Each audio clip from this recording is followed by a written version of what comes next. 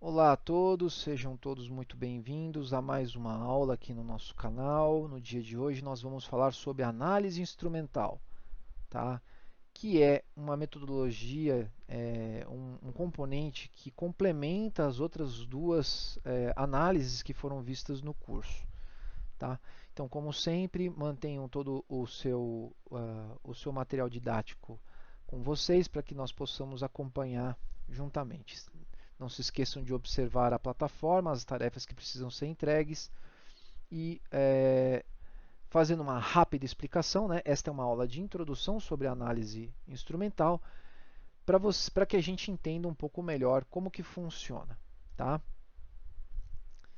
Então, na química analítica, a química analítica estuda os métodos de determinação da composição química e quantificação de amostras de materiais. A química analítica instrumental, no caso, então ela utiliza equipamentos para quantificar e ou identificar a estrutura da matéria. Então nós temos aqui, pessoal, uma lista de diversos tipos de equipamentos que podem ser usados para efetuar análises, né? E cada equipamento trabalha com um tipo de sinal diferente, ok? Então, é, nesta relação aqui tem alguns que a gente já viu, né? Por exemplo, a gente pode destacar aqui potenciometria, né? Que a gente usa potenciômetro.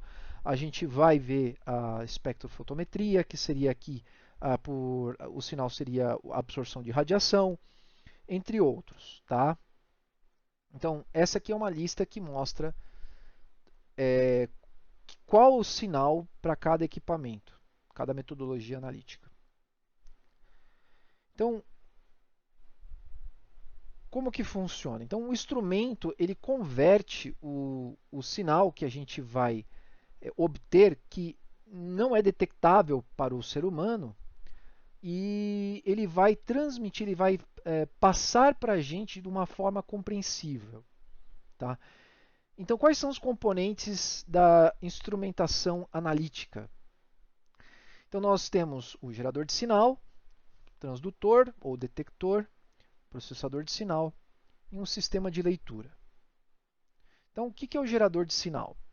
Espécie que produz o sinal para análise. Tá?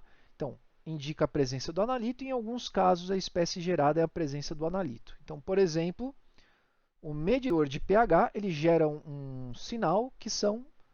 Uh, é, ele mede, né, a quantidade de íons H presentes na amostra. Tá? Então, ele vai fazer a leitura através desta informação que está na amostra. Tá, ok? Uh,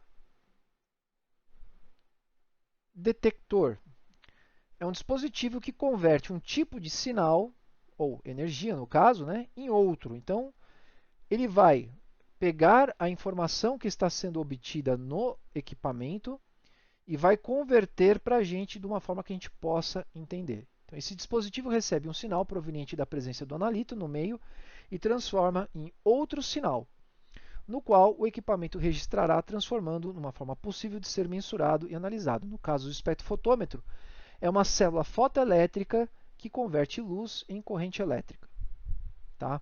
Vou explicar mais para frente como que funciona o princípio do espectrofotômetro, mas traduzindo rapidamente para um entendimento imediato você tem lá um dispositivo que ele é fotossensível, à medida que ele recebe luz, ele gera eletricidade.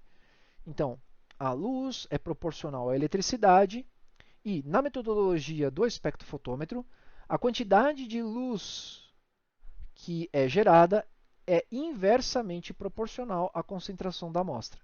Então, quanto mais luz, menos concentrada a amostra é. O que o processador de sinal faz? Ele modifica o sinal produzido no detector para torná-lo adequado para uma operação de leitura. No caso, a amplificação é a modificação mais comum. Então, voltando no caso do espectrofotômetro como exemplo, a amplificação do sinal é feita por uma unidade fotomultiplicadora. Que essa unidade fotomultiplicadora ela vai fazer o quê? Como a luz que chega até a célula fotoelétrica é muito pequena, né, principalmente se o analítico estiver muito concentrado, a quantidade de energia elétrica que é produzida é muito pequena também. E não existe um instrumento que seja capaz de fazer aquela leitura de uma quantidade tão pequena de corrente elétrica e que seja precisa ou exata. Então o que, que a gente faz? A gente pega aquele sinal elétrico e amplifica ele, a gente aumenta ele, a gente aplica um valor escalar que vai tornar aquela corrente elétrica passível de ser medida. Tá? Então esse é um bom exemplo aí. Esse dispositivo, que é o caso o registrador de sinal, também conhecido como sistema de leitura, tem a função de registrar o sistema amplificado pelo processador, transformando em um sinal compreensível ao operador. Então, no caso do exemplo, mostrador analógico digital, mostrador de vídeo, uma impressora, entre outros, né? Então, o equipamento, ele, depois que ele fez os devidos tratamentos matemáticos, ele precisa apresentar o resultado para o analista, para que o analista consiga converter o resultado obtido em um valor que responda à pergunta dele, né? Seja concentração em mols por litro, em gramas por litro, ou em porcentagem, seja lá o que seja necessário. Tá? Então, alguns critérios para a gente selecionar um método analítico. Né? Tem algumas perguntas que a gente precisa fazer para a gente poder fazer uma seleção, para a gente poder identificar qual método analítico precisa ser feito. Tá? E essas perguntas elas são perguntas que são bem pertinentes e todo analista tem que fazer se ele vai ingressar em fazer uma, né, ele vai começar a fazer uma análise de um produto que ele não tem o hábito de já fazer a análise, né, de maneira rotineira. Então, quantas amostras estão disponíveis? Qual é a concentração do analito? Quais os componentes da amostra causarão interferências? Quais as propriedades físicas e químicas da amostra? Quantas amostras devem ser analisadas? Qual é a velocidade da análise? A qualificação do pessoal para efetuar a análise. Isso é muito interessante, principalmente no caso da instrumentação. Por quê? Porque o operador ele precisa conhecer o equipamento para não só utilizá-lo corretamente, para também não danificá-lo. Né? E isso, infelizmente, né, exige que a pessoa tenha feito um treinamento prévio. Tá? Qual é o custo e a disponibilidade do equipamento? Nós vivemos num país onde a situação econômica permanentemente nunca é boa. Então, esses equipamentos, normalmente eles têm um preço bem grande. Então, fica muito difícil para uma empresa pequena conseguir comprar um equipamento, né? E acaba que alguns equipamentos mais especializados, eles acabam sendo utilizados apenas por empresas de médio e grande porte. Tá? Qual é o custo da amostragem? Certas análises precisam que ou vocês utilizem um reagente caro ou insumos caros para análise. Por exemplo, no caso da cromatografia gasosa, nós fazemos uma separação dos componentes da amostra através de um eluente, né? Através de uma fase móvel que é um gás. Esse gás ele é perdido no processo. Tá? Então, para a gente poder fazer essa análise, tem que ter em mente que você vai consumir uma certa quantidade de reagentes finitos. Tá? Qual é a precisão e qual é a exatidão que se exige? Muito importante também porque cada metodologia analítica vai te oferecer um valor de precisão e exatidão diferente. Se você precisa ter mais precisão e exatidão, você vai precisar buscar um método ou um equipamento que te forneça essa exatidão e precisão que você precisa. Tá? Então, figuras de mérito, pessoal, são características das quais dependem um bom desempenho de uma técnica instrumental. Então, elas precisam ser observadas para que a gente consiga fazer a medição correta. Então, o que envolve? A qualidade das medidas instrumentais e a confiabilidade estatística dos cálculos. Então, ambas as características são conseguidas com o estabelecimento dos limites desses parâmetros por meio de estimativa das figuras de mérito. No caso, as figuras de mérito são indicadores quantitativos do escopo e do bom desempenho das técnicas. Então, algumas figuras que a gente tem para analisar, para a gente sempre considerar, é a seletividade. E o que seria seletividade? Seletividade é se aquela metodologia analítica ela vai conseguir fazer a medição do analito em meio à amostra. Tá? Então, por exemplo, vou dar um exemplo. Vamos supor que vocês queiram medir uma espécie ácida em meio a uma solução. Tá? Se o único ácido que está presente é o ácido que você quer medir, você pode dizer que medir um pH é uma metodologia bem seletiva. Mas se você tem um conjunto de ácidos, digamos, uma mistura de ácido clorídrico e ácido sulfúrico, e você tentar fazer a leitura num pHmetro, o pHmetro não vai conseguir ser seletivo porque ele não consegue identificar qual hidrogênio vem de qual ácido. Tá? Ambos os ácidos são fortes, ambos os ácidos estarão totalmente dissociados no volume do solvente. Então, a quantidade de hidrogênio que você vai ler no pHmetro vai ser referente tanto ao ácido sulfúrico quanto do ácido clorídrico. Tá? Ajuste da curva analítica e determinação da sua faixa de linearidade. Então, nós vamos estudar mais para frente, quando a gente começar a estudar a lei de Lambert-Beer, que ter uma resposta analítica linear em relação ao sinal produzido é fundamental. Tá? Então, nem sempre nós vamos conseguir ter uma linearidade da curva analítica.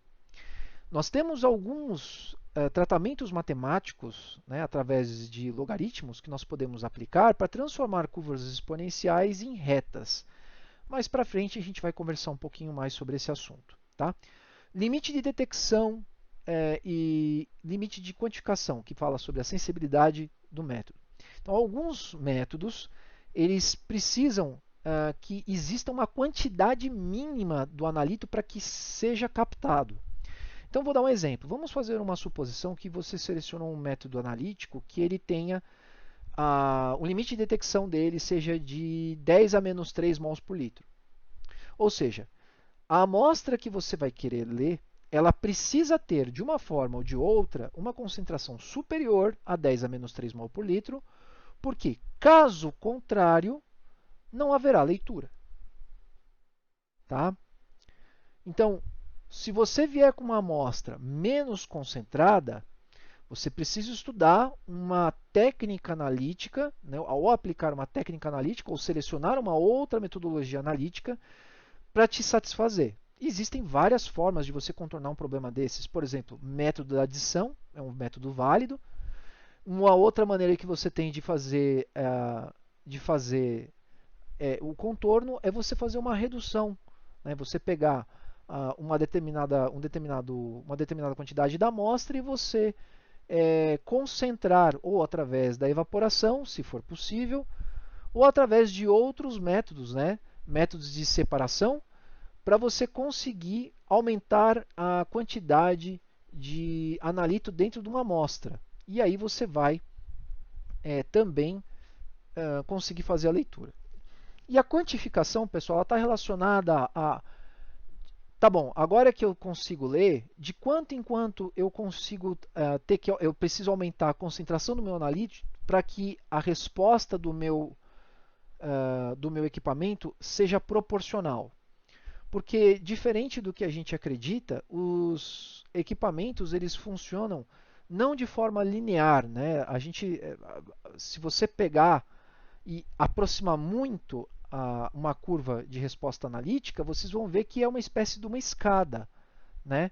Então, o que acontece? Vamos imaginar, por exemplo, no caso de um pHmetro. De novo, né? Eu gosto de usar o pHmetro porque boa parte dos químicos tem grande familiaridade com ele. Vamos dizer que o seu pHmetro ele tem lá duas casas de precisão. Ok? Então, você vai fazer uma análise e a resposta, o valor do pH deu, vamos supor, 11,00. Tá? E você vai lá e coloca uma gota de uma solução fraca, de uma base fraca, dentro daquela solução. Tá? Se por um acaso a quantidade de base que você colocou, ela ficar abaixo do limite de quantificação, o pHmetro não vai mostrar alteração. Então, isso que quer dizer a escadinha. Você colocou mais analito, mas você não está tendo uma resposta proporcional linear do seu equipamento. Tá? Então, se você conseguir colocar uma quantidade suficiente para ele conseguir mostrar uma alteração na segunda casa decimal, aí você conseguiu ter uma resposta àquela quantidade de analito colocada. Tá? No caso, precisão e exatidão a gente vai falar logo a seguir. Próximo slide. Então, o que seria a precisão? É o grau de concordância que os conjuntos de dados têm, né, e são obtidos numa condição experimental. Então, a precisão está relacionada, pessoal, à repetição de resultados. Eu vou dar um outro exemplo aqui para ficar claro. Vamos supor que você vai querer medir, vai querer se pesar numa balança num determinado dia.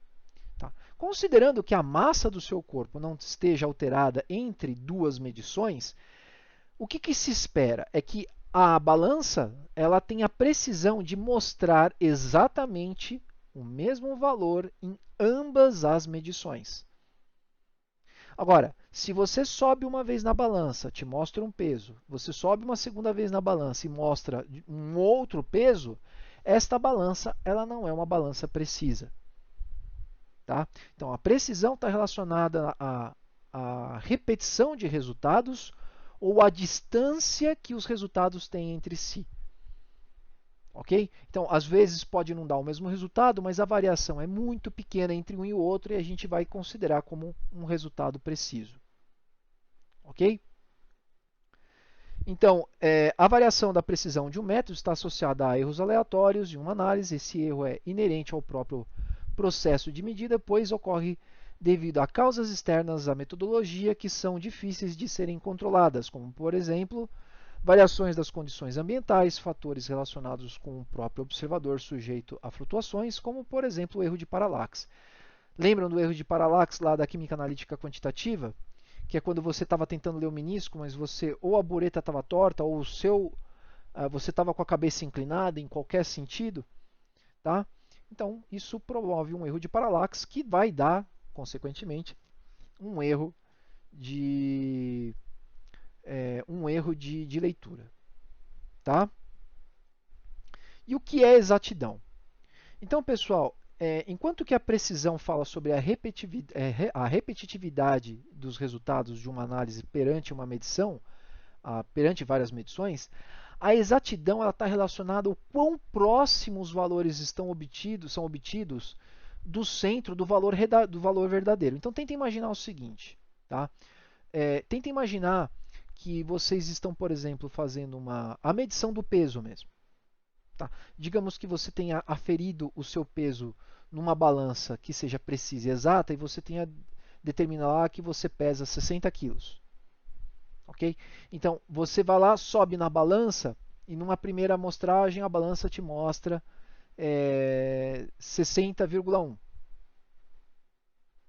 Você sobe uma segunda vez na balança e dessa vez a balança te mostra 60. Você sobe de novo uma terceira vez na balança e te mostra um 59,9. Bom, podemos dizer nesse caso que a balança ela não é precisa, porque cada uma das vezes que você mediu, a balança apresentou um resultado diferente. Porém, a balança é exata. Porque, embora ela não tenha conseguido dar precisão nos resultados, os resultados estão todos muito próximos ao valor verdadeiro. Tá? Inclusive, se você fazer a média das medições, ela vai corresponder ao valor verdadeiro. Tá? Então, a variação da exatidão está relacionada a erros sistemáticos, que são determinados de métodos analíticos. Esses erros se repetem continuamente durante a realização das medidas. Os erros sistemáticos são causados por fontes identificáveis e, em princípio, podem ser eliminados ou compensados como uma balança que não esteja calibrada sempre indicará valores próximos das massas medidas, mas que estão distantes a um valor verdadeiro. Então, instrumentos de medida, eles podem ser precisos e não exatos, eles podem ser exatos e não precisos, eles podem ser não exatos e não precisos, e eles podem ser precisos e exatos. Tá? Então, nós temos aqui exatamente o exemplo que nós estávamos falando. Então, no exemplo A, ou no alvo a gente tem todos os valores amostrados dentro do que seria o valor verdadeiro, né, do centro do alvo. Então, a gente pode dizer que no caso da balança, no caso da metodologia a metodologia ela é precisa e exata. Os pontos estão todos próximos uns dos outros e todos eles estão alinhados ao centro.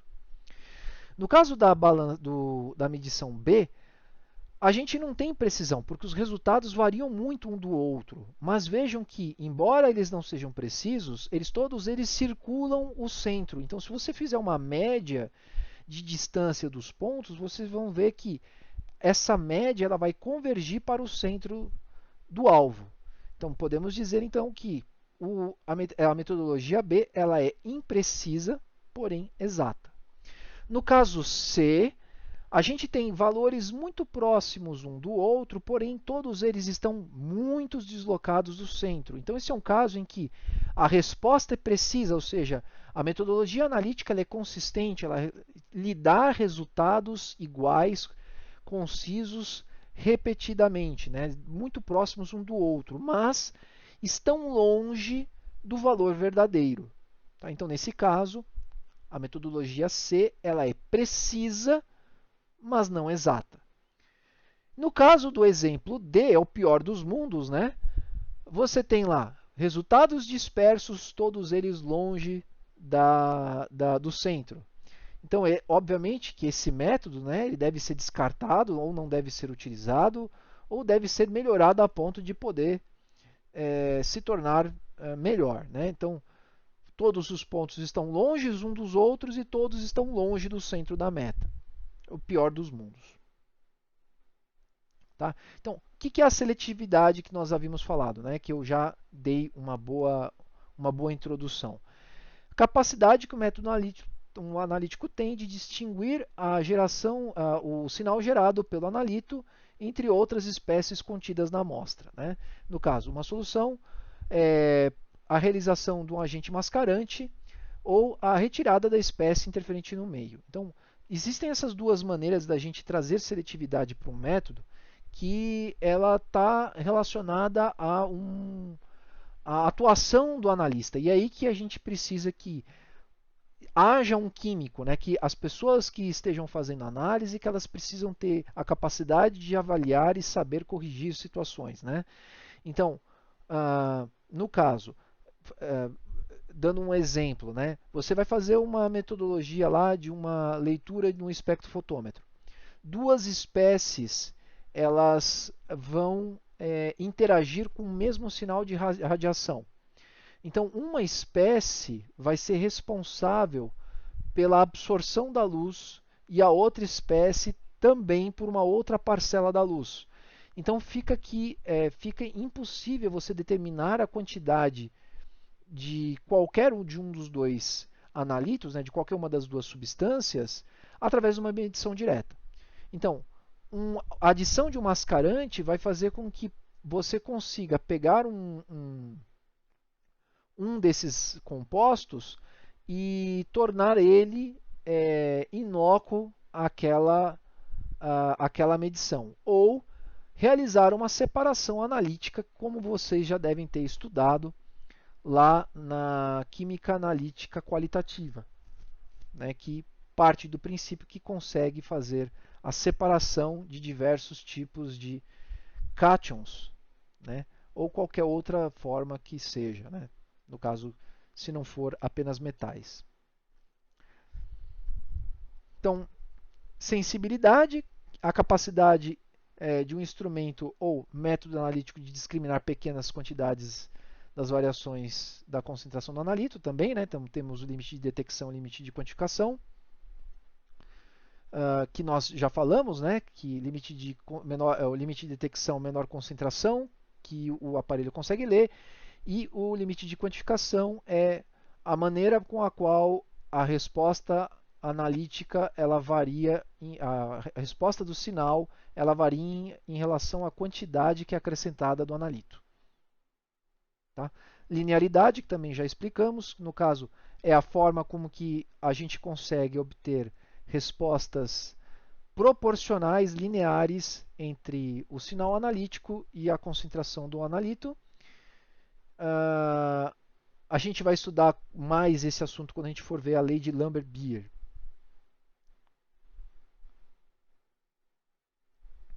Tá, então, vamos ver aqui um exemplo, né, de determinação da concentração do permanganato de potássio em uma amostra. Então, você tem lá as seguintes etapas. Né? Então, preparo da solução conhecida de permanganato.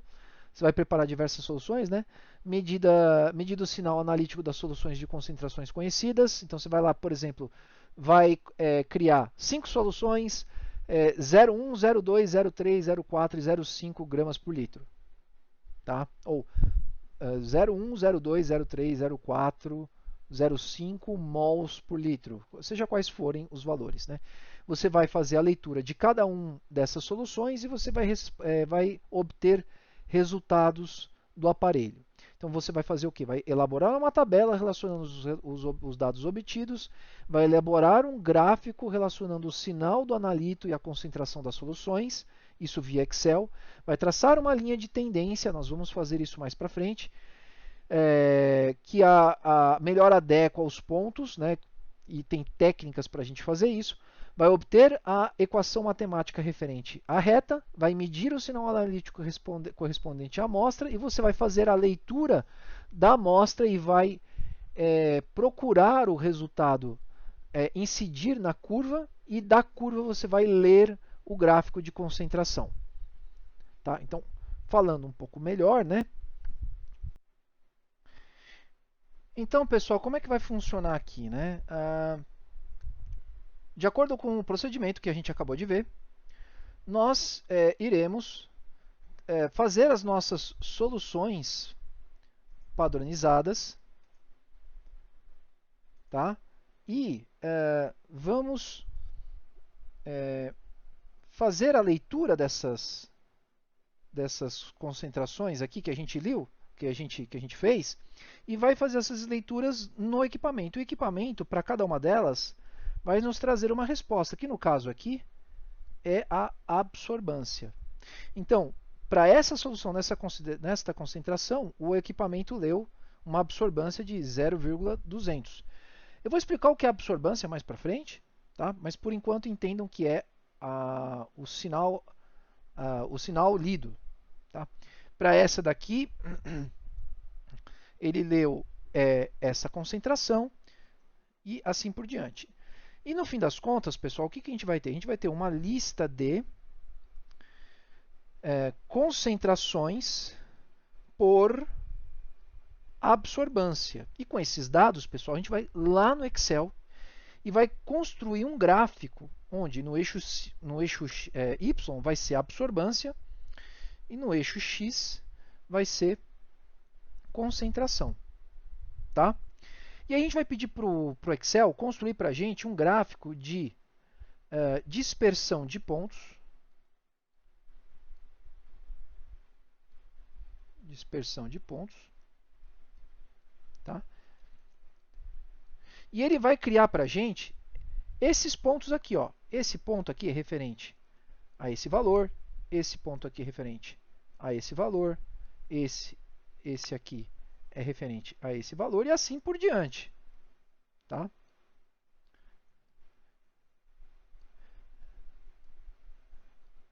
Tá? Então, o Excel ele vai colocar esses pontos para a gente, depois que a gente pedir para ele construir, fazendo o selecionamento desses dois conjuntos de números. Na sequência, pessoal, o que a gente vai pedir para o Excel é fazer o seguinte: adicionar uma linha, ou curva no caso, né? Linha de tendência.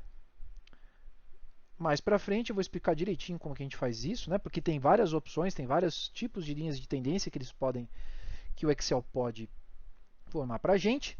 No caso, a gente vai escolher aqui uma linha de tendência com uma função linear. E aí, depois que a gente faz isso, pessoal, o que ele vai criar? Ele vai criar esta linha aqui, ó. Ele vai criar esta reta aqui que nós estamos vendo, ó. Esta reta aqui, ó. Essa reta, pessoal, é a curva de tendência, né? É a linha de tendência que melhor passa pelos pontos, tá? Então, eu apaguei aqui para eu poder escrever de novo, mas até para ficar mais claro, mudar aqui, ó, fazer. Essa aqui é a linha de tendência, tá? Ele vai construir essa linha. Nota que a linha, pessoal, ela não passa em cima de todos os pontos. É uma reta que vai passar entre os pontos da melhor forma possível, tá? E aí, pessoal, na sequência, depois de pedir para adicionar a linha de tendência, ele não escreve aqui. Deixa eu apagar de novo.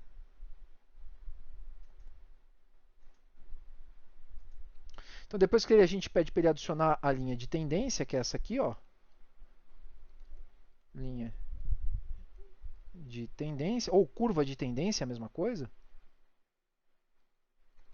a gente pede, nossa, Thomas, que isso? A gente pede para o Excel,